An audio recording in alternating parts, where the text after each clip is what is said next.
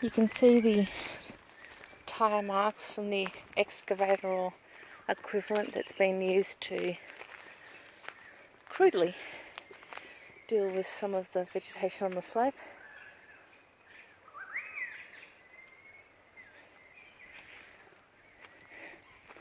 And what it's actually done, because it is quite dry at the moment and it's very fine sandy material, is that it's made it very soft underfoot, a little bit unstable to walk on, and as soon as the next rain comes it will actually be quite a quagmire here.